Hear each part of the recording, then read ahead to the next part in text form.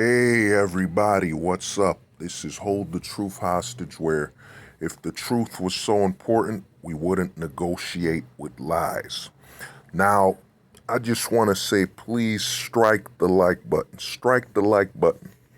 You know, it helps those people that are also subscribed to, I think, get alerted that I've updated since YouTube shadow banned me a while ago, YouTube shadow banned me a while ago. So strike the like button. Let those that are also subscribed be aware. Helps the people that are supporting the channel bypass the shadow banning.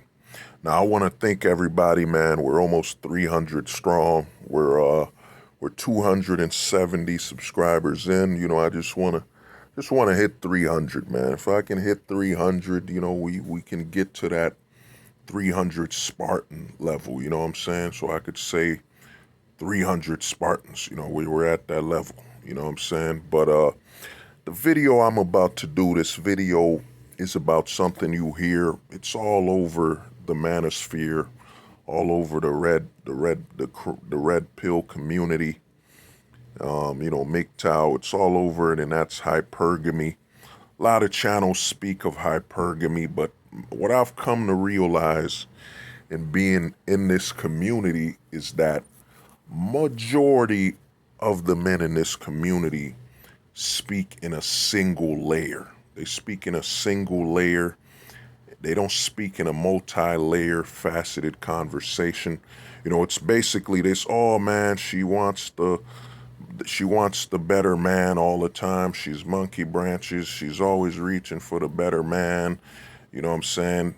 They don't speak of where the law plays into that. They don't speak of the multi-layer of hypergamy, because the guys before no fault divorce, hypergamy was not as, attached. It wasn't as guiding. You know what I'm saying? A lot of guys, in my opinion, in the manosphere are speaking from the perspective of being in the agenda. What I mean by that is that, the majority of men that are born and raised under the no-fault divorce, the Section 8 where you push the father out, the alimony, the common law marriage, all these men speak from a perspective of being in and trapped in that agenda. They speak like it's always been this way. You know what I'm saying? It's always been this way since the beginning of time. They don't speak about how the state interference has created this these issues and has super boosted it. So this video is gonna be what I call state-funded hypergamy. State-funded hypergamy. That's what we're dealing with. A lot of guys speak, oh, the women were hypergamous, they're always monkey branching, they're doing this, they're doing that. When in reality, it's not that. It has to do with the lack of accountability. It has to do with, I did a video on this called limited liability. That's what women are living with. They're like an LLC due to the state's interference with the relationship between man and woman. And that limited, no, it's really a LLA. It's limited accountability, and men are living with full accountability, you know what I'm saying? But the way a lot of channels speak about hypergamy, they speak as though it's always been this way, that hypergamy has been running wild, brother. What a man's gonna do, brother, when hypergamy runs wild on you. You know what I mean? That's how they've been speaking. But in reality, what's happened is, with the state's interference, the state getting involved and in the middle between men and women, it's actually created what we live in now, which is state-funded hypergamy. You know what I'm saying? SFH. SFH. You know what I'm saying? That's what we're in. We're in a state-funded hypergamy. And what's happened is that since the government has stepped in and given women mostly limited accountability with like I was mentioning with Section 8, where the father must be pushed out for the government to give the women more support and welfare. You know what I'm saying? And which gives them the incentive to push a father out. Then you got child support, where the government literally created the family court, which exists beyond the boundaries of common law, civil law. It's its own thing. It's literally created to extract the resources from a man who's gotten into a relationship. Then you have, then you have alimony, which is set up to, without, logistics, without any legal binding or minimum. It just automatically says half, give half, you know what I'm saying, give those resources. And a lot of women don't understand that the alimony check they're getting, the government gets a cut, you know what I'm saying? And then you have something like, you got marriage, divorce, you have it all. But what's happened is, with the state's involvement, where the state has chosen to, chosen to make the male presence obsolete in the relationship, and has chosen to, I don't have the word, I can't remember the word right now, but where the state has basically taken a role that a man used to play, and a man used to play in what I call suppressing hypergamy. You know what I'm saying? Men used to play the role in hypergamy suppression. And that hypergamy suppression, being done naturally by a man, kept a woman in a state of balance. You know what I'm saying? It kept her, since you don't have the state interfering with its welfare, and basically the state giving women limited accountability. They had to be accountable. You know what I'm saying? And since they had to be accountable, you had a lot of fathers marrying their daughter to the right man. You know what I'm saying? And women in general had to not only find a man to get married to or attach themselves to, you know what I'm saying? It was all to keep them, it kept them safer. You know what I'm saying? Because you got to look at the current society we live in. The current society we live in is literally designed, and as I said, since hypergamy is state funded, and women have been given limited accountability. Everything that involves attaching themselves to a man is all about creating an incentive for them to self-destruct. You know what I'm saying? She gets married, it's all about a reward you can obtain through divorce. She has a child, it's all about a reward you can obtain through separating a child from the father and, seeking child support, which breaks the family apart. She has the ability for Section 8 to literally push the father out, maybe get a restraining order, which would remove the father from the situation so she can receive more funds from the government, while at the same time those children are without a father and you have an unbalanced household.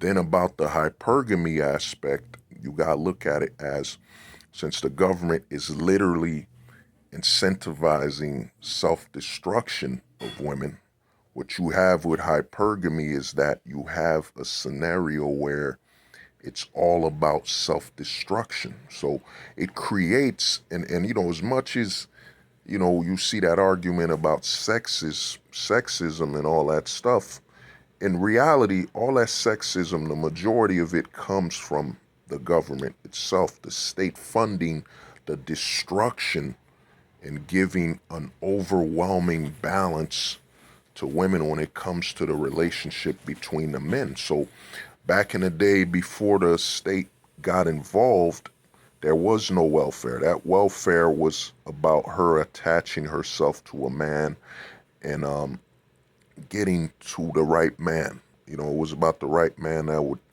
ensure her safety, that would also ensure the safety of her children and so on. Because a lot of guys like to speak from the whole, housewife and all this money, this and that, but it was about safety without the government's interference, as it's always been. So, so since there was a lot of high risk if a woman didn't find the right man that would take care of the household, that would help her, provide safety and supervision and basically protect and provide, because she didn't have the government to do that. So it's not that that's why when you hear all these men, well, all the women were marrying, rich men and all that. Dude, marriage, I think it was over 100 years ago, marriage was something the rich did. The rich really focused on. You know what I'm saying? And it doesn't, the thing about that over dramatic size aspect is you got to look at farmers. A lot of farmers were married. A lot of farmers had, maybe they weren't married, they had a woman with them. You know what I'm saying? Or multiple, whatever you want to call it. So you had women with men that were making far less. That's why when you hear this stuff, it's really a lot of men speaking from the existence of the aftermath of, the push by the government to replace men in their place. And that's why you hear all this hypergamy.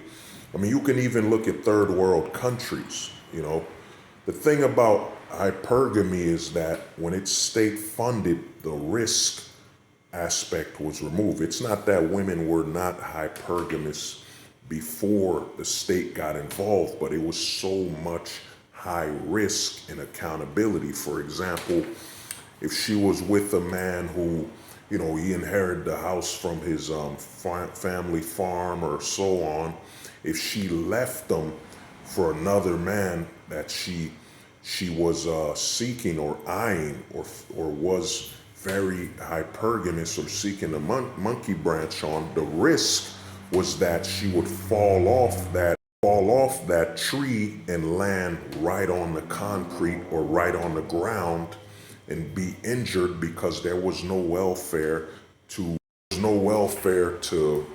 cushion her. There was no, alimony. There was none of this stuff. So it kept her balanced. It kept her thinking. I mean, you gotta understand that the women before the whole agenda and everything, when the government got involved, they had to think a lot more. They had to make decisions that would override their emotion. You know what I'm saying? That's why you would see a lot of, if you watch a lot of older movies or older stuff, where the women would say, yes, I'm not in love with this guy. That's what she would say. She's not in love, but the guy provides everything she needs.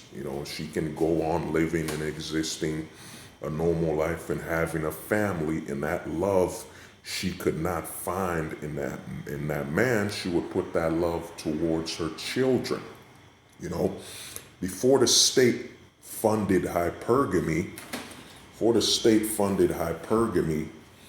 you had women having to think a lot more, and their parental figures, their fathers and so on, and even their mothers, if the father was gone or too busy, had to make choices that overrided their emotion. That's why when you hear a lot of the manosphere community, a majority of them are speaking from the aftermath of the agenda. But not only that, they're speaking as though there was always this agenda. They're speaking as though in the 1800s, 1700s, 1600s, 1500s, 1400s, it was always like this. No, it was not.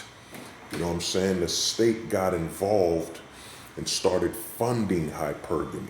And the state, and what I was saying is the state has created a scenario where the most poisonous thing a woman could do is actually get with a man, actually trying to have a family and actually getting closer to that man, because the closer she gets to a man to form a relationship, the louder that sound from the state, the louder the incentive from the state goes in her ear. Okay, you've married this man. Oh, yes, yes, you've married him. You know what I mean? You've married him now. Now you've married him. Have children with him.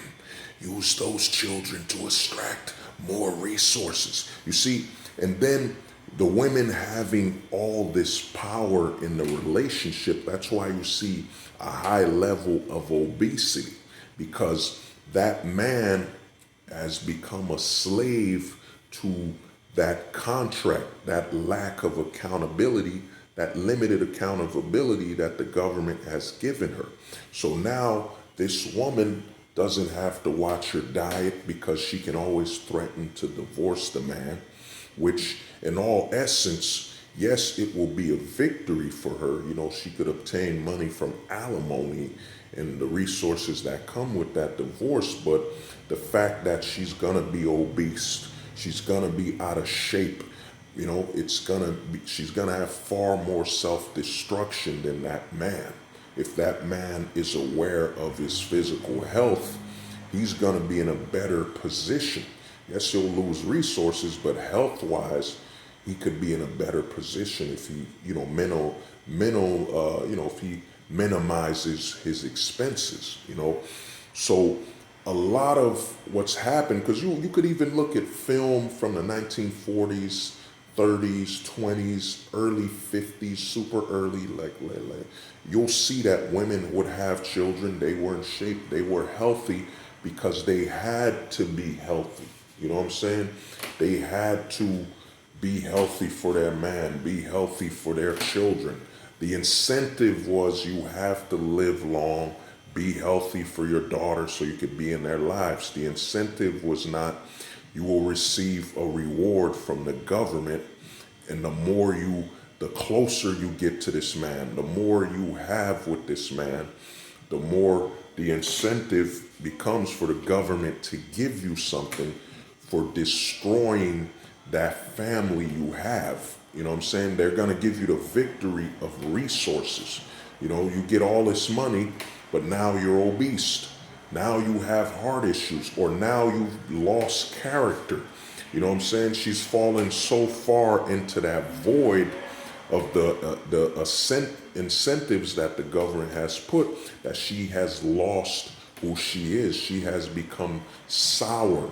And you see a lot of women after divorce, they become very aggressive, have a lot of baggage, as the guys say, because that's what this government has done. That was the whole incentive. The whole incentive is to turn that woman into a Trojan horse.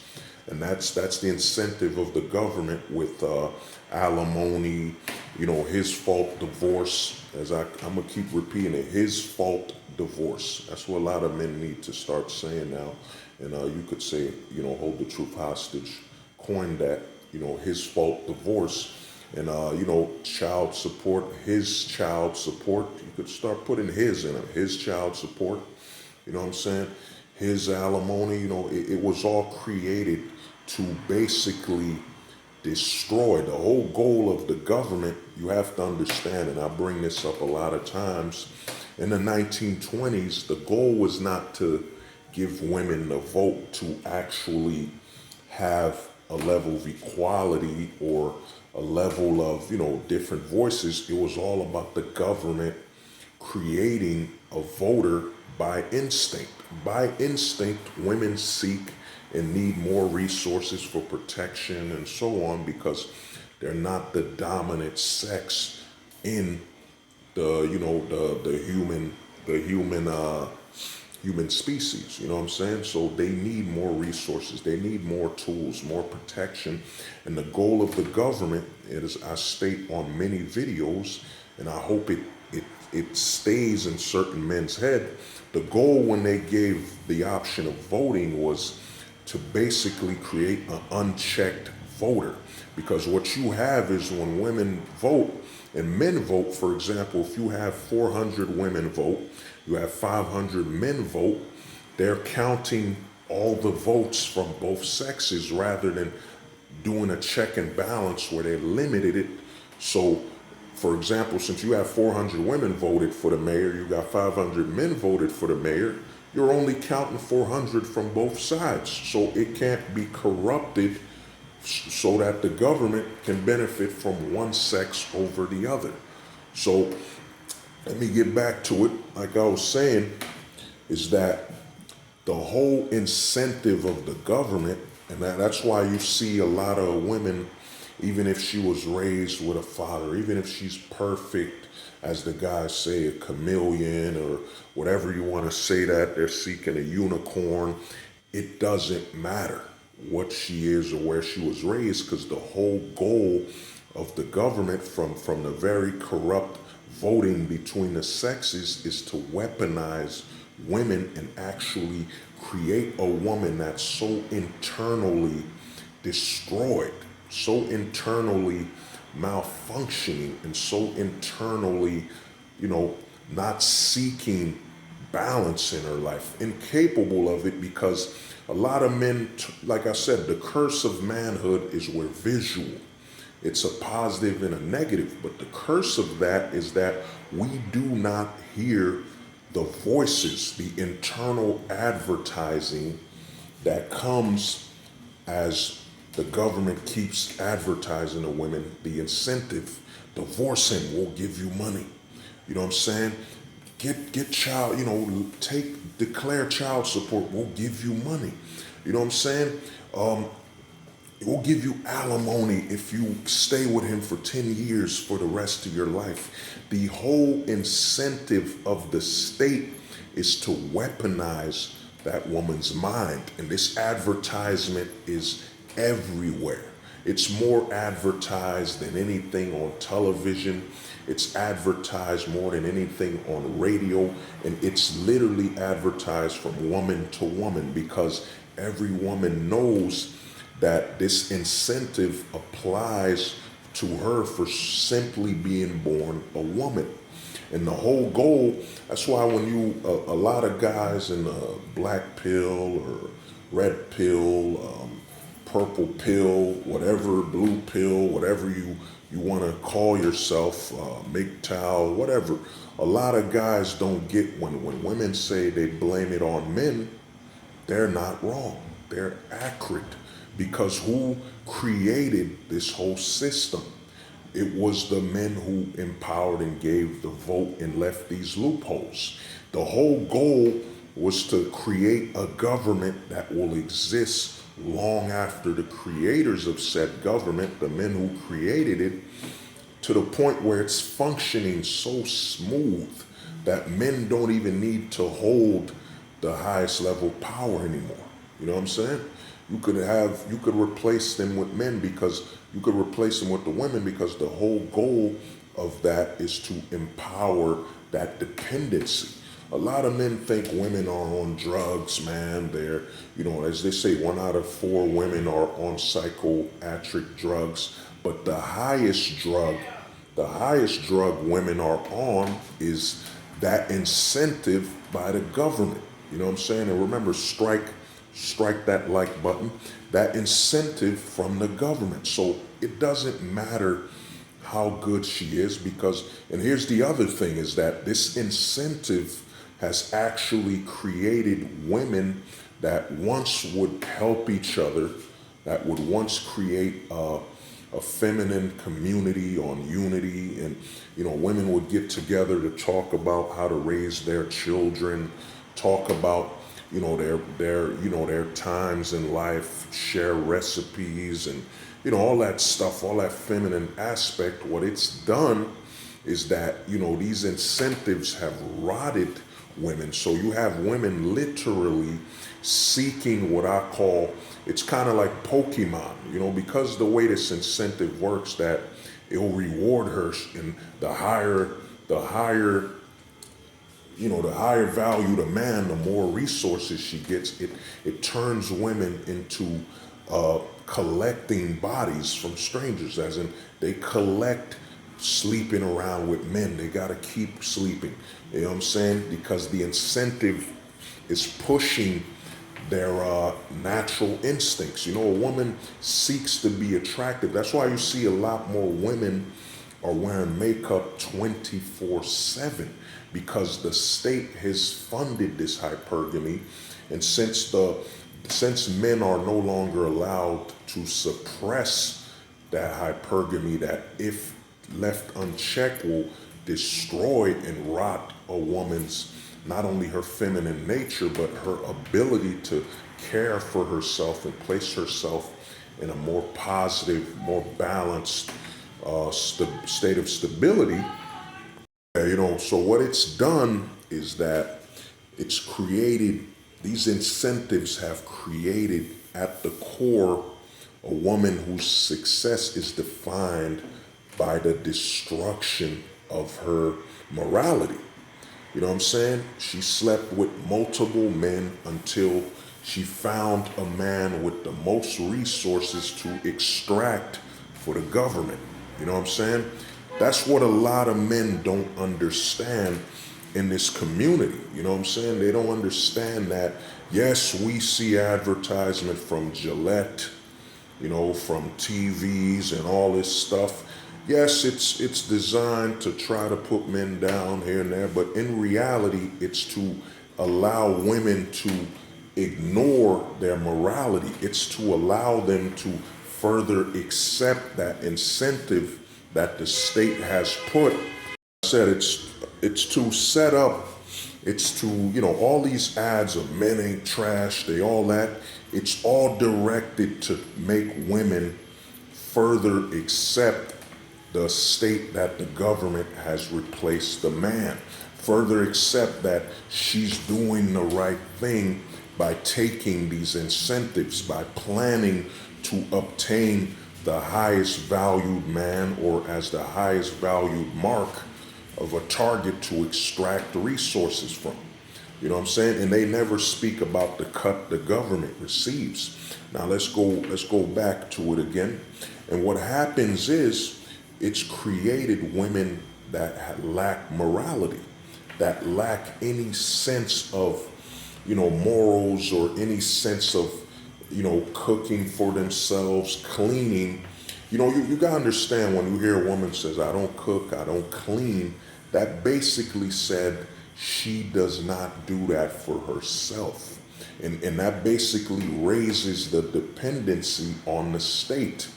That's basically her saying, I don't have to cook, I don't have to clean. The government is here to provide all of that. You know what I'm saying? And I damn sure don't have to cook or clean for you. You're supposed to be the slave in this situation. And as these incentives have said, that I should obtain all the resources because you, man, are a demon.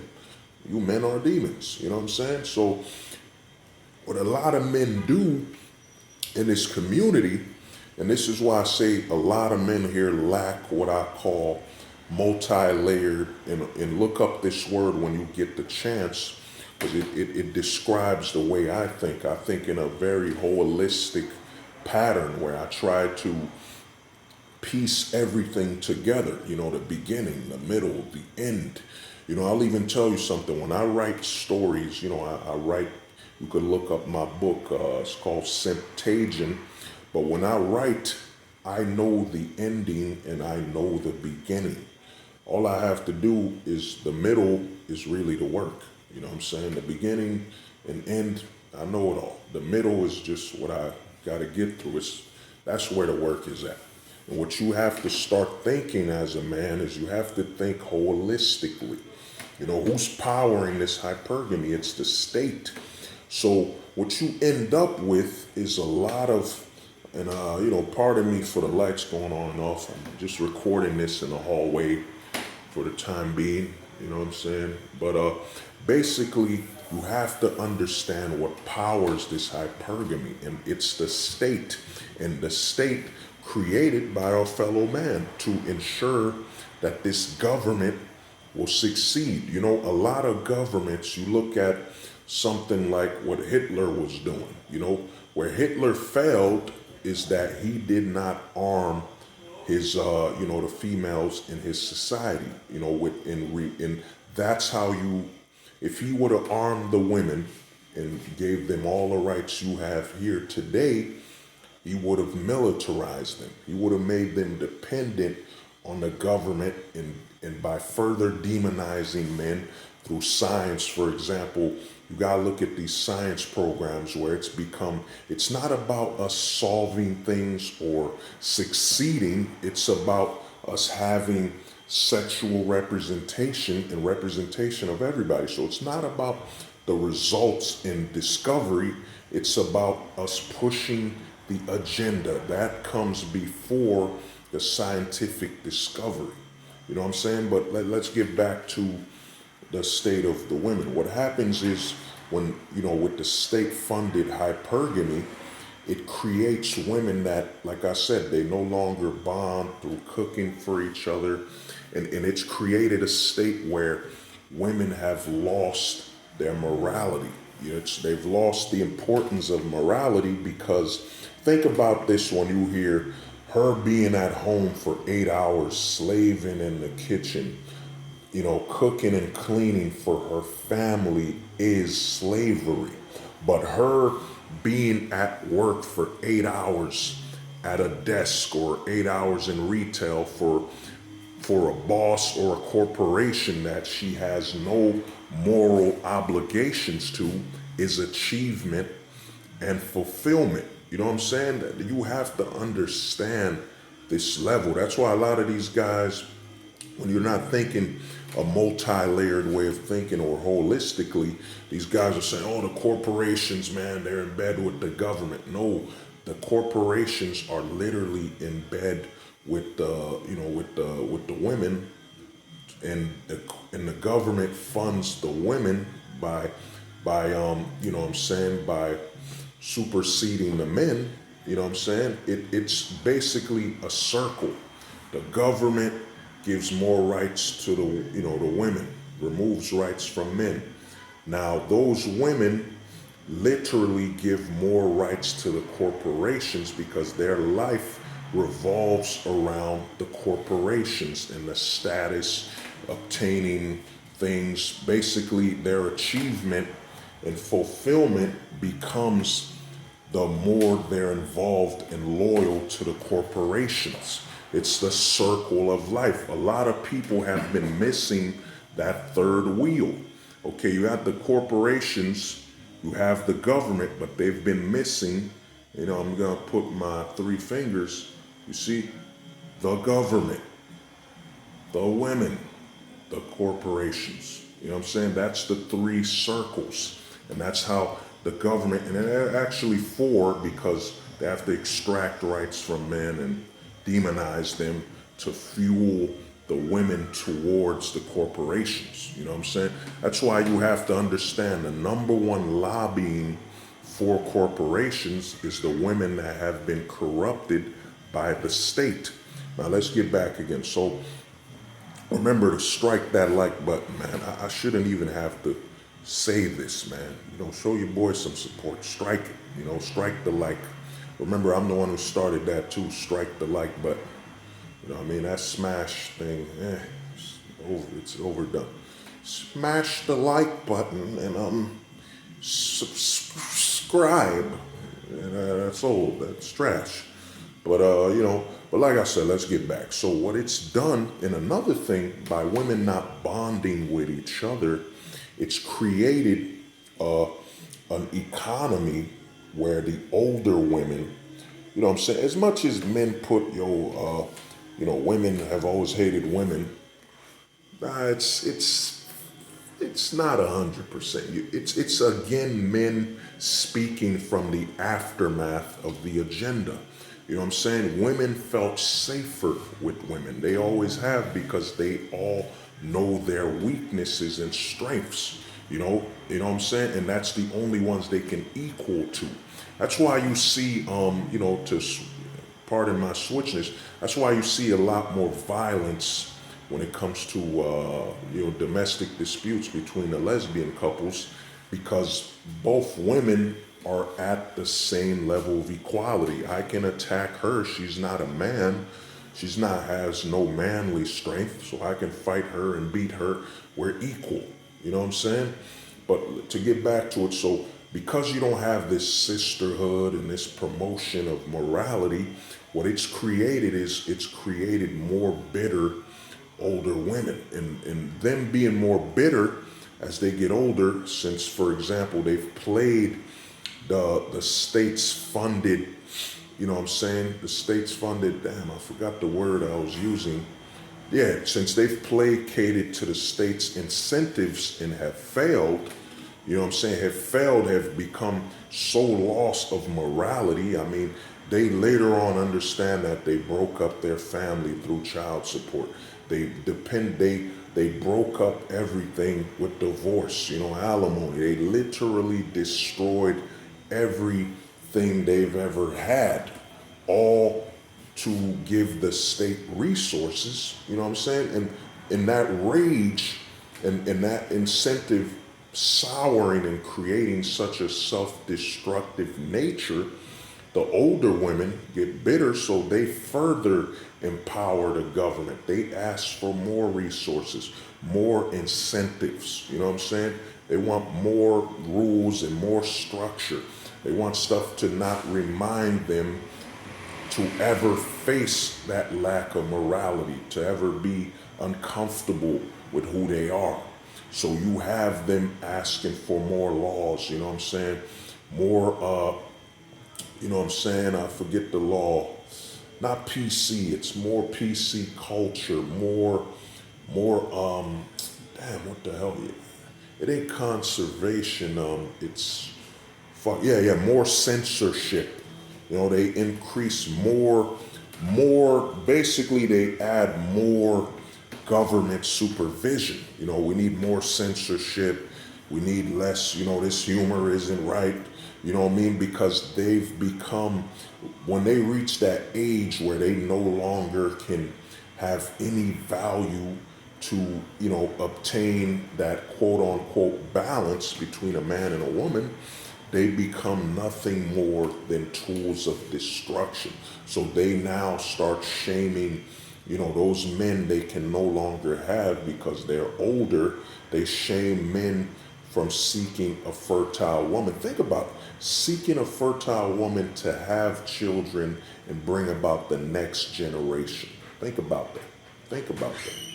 You have that scenario where they're shaming, and even this. Think about the incentive of the abort. Think of the abort. They're promoting the government. The government is promoting that aborting is a positive act. You know what I'm saying? That ability for a woman to kill what was growing inside of her is empowerment.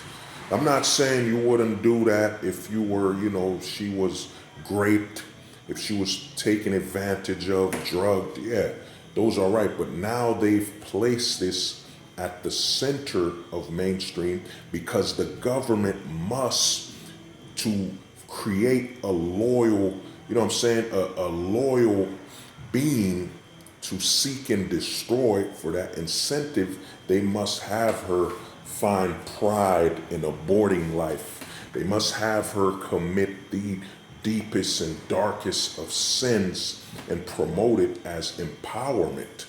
You know what I'm saying? That's what the government has done. That's the goal of this, the incentives. That's the goal of Section 8. That's the goal of welfare. Think about it. Welfare will fund a broken family more than a stable family. You know what I'm saying? Section 8 seeks to remove the father to give more resources because they want to put the father in prison, have him become, lack of morality from not being able to see his own seed, become more aggressive, more violent, you know what I'm saying, more unhinged, you know what I'm saying? Because remember, men make more money in prisons. Now, That's the whole goal. So now you have at the forefront of things, my body, my choice, where instead of it being my body, my choice, where, what she chooses to do, what I'm saying, stay in shape, be healthy, abstain from, mischievous activity, Jezebel activity, as the guys like to say, it becomes empowerment through dehumanization, through the lack and removal of morality. That's what it's become. If you look at the stable, the empowerment of all this, women make 75% and more than men make, and these corporations literally promote it. It's to showcase that loyalty. When they do these ads where they showcase women, still saying that BS that women make 75% less than a man makes, and they don't even account the overtime. Men work more overtime. It's to showcase, and think about it. You got Target, you got all these corporations funding this because they're showcasing and playing the message of how deep the women are in the corporation's hands and pushing the narrative, to further empower the corporation. That's why I say it's actually it is a society, a pro-corrupt government is a four-wheel plan. It's a four-wheel circle. You remove more power from the man. You give more power to the woman, to, the government. Then the woman is pushed towards finding more peace and balance and achievement and fulfillment through the corporation. It's a corrupt circle. It's four wheels. It's a four wheel of destruction, whatever. I might not have. It's a wheel with four pieces, whatever you want to call it. So there's a fifth piece, but that fifth piece is about the man, being aware. But like I said, so you have in the forefront the promotion of, aborting as strength and power, something that could be prevented with, protective sex. You got the pills, you have the day after. There's so many choices, but for the government to dehumanize and remove that femininity in the women, they must have these women find pride, find empowerment through destruction.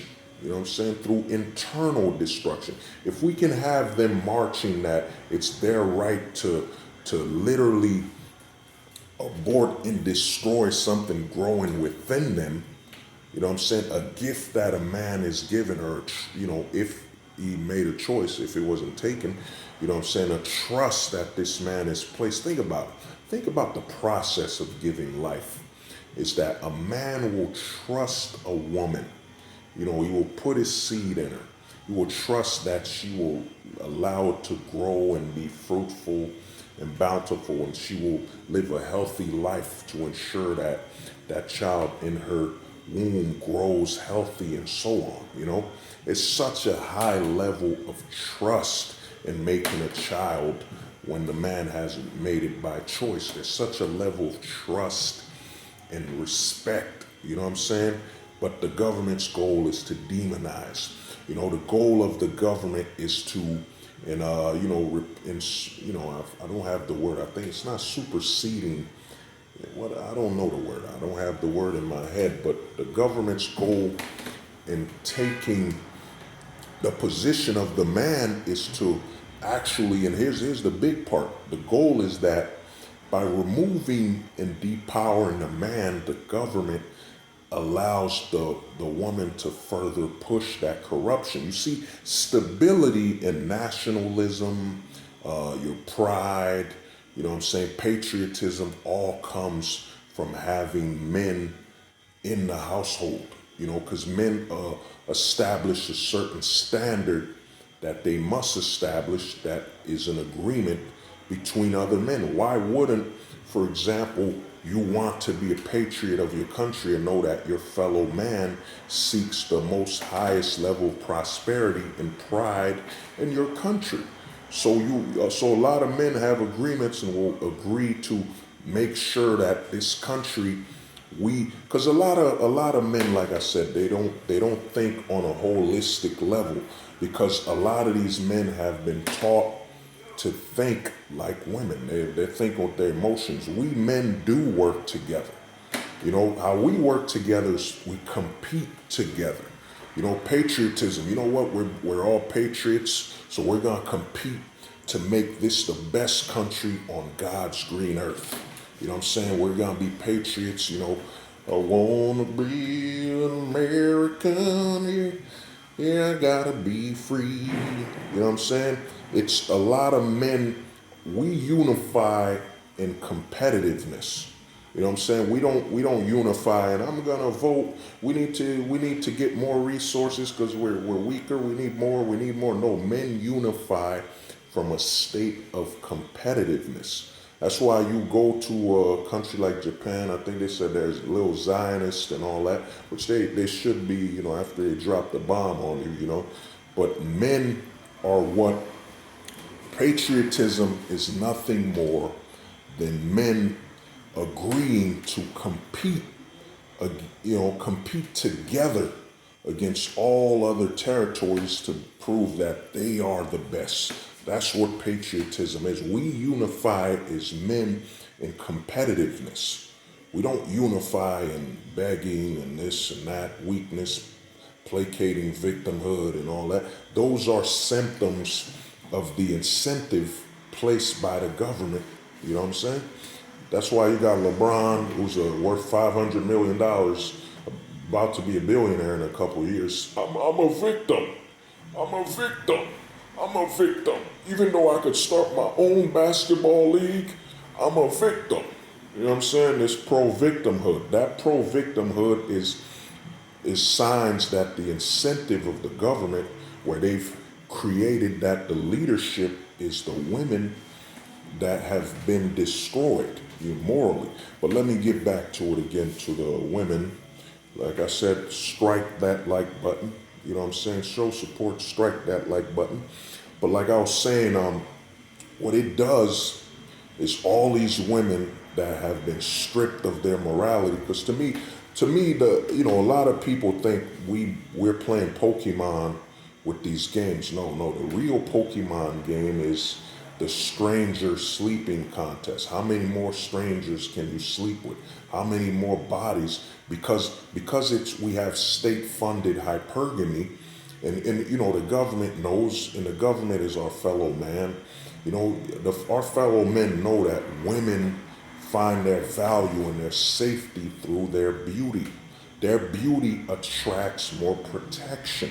So you're gonna have it's always been a hypergamous Olympics. You know what I'm saying? Hypergamous. In fact, use this word, man. That's gonna be the better word. Hypergamous Olympics. Hypergamous Olympics. Hypergamy Olympics.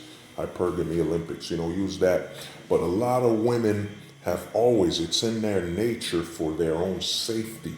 The more attractive she is, the less the man has to deviate from her attractiveness, the more protect